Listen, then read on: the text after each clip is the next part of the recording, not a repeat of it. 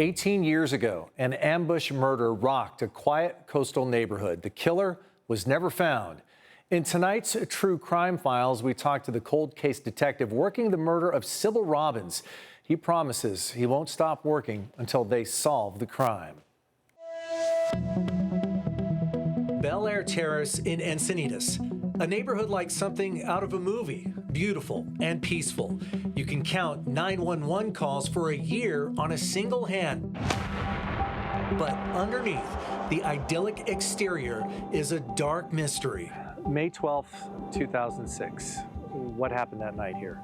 So approximately 10:30 at night, Mr. Harrison Robbins and Miss Sibyl Robbins were arriving home after they were eating dinner, and they had actually gone to the synagogue that night as well. Dr. Harrison and Sibyl Robbins were by all appearances a couple as perfect as the neighborhood. As they pulled into the driveway here, Mr. Robbins said that he heard popping noises immediately as they parked. He turned to look at his wife, and he saw that she was shot in the head. Sibyl Robbins was dead, and Harrison Robbins had been shot in the hand and face. Neighbors rushed from their homes to help him. This is a quiet neighborhood in a cul-de-sac, and just the way in which this was perpetrated was very strange. This couple came home from a quiet evening together, and they were what seemed like ambushed in their driveway. San Diego Sheriff's homicide detective Brent Spencer is the lead investigator in the Robbins cold case, working it for the last couple of years. He says there are 10 folders like this one in the case file. We looked at every individual that was in and out of their life, including clients from his business, including friends, family, and leads were followed, but they didn't lead to a resolution.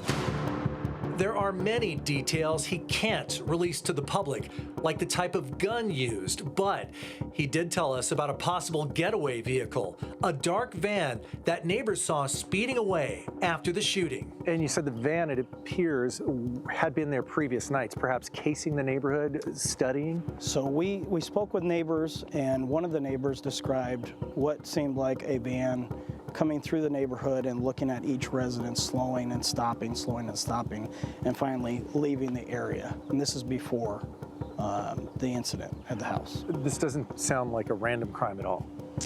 We don't foresee it being a robbery or an argument, but we can't say for sure. Neighbors say Dr. Robbins lived in the house until his death in 2019. He often talked about his late wife and the night she was taken from him. Meanwhile, Detective Spencer is hopeful that advancements in DNA testing may help investigators finally find the killer. Nothing will stop us from moving forward on this case.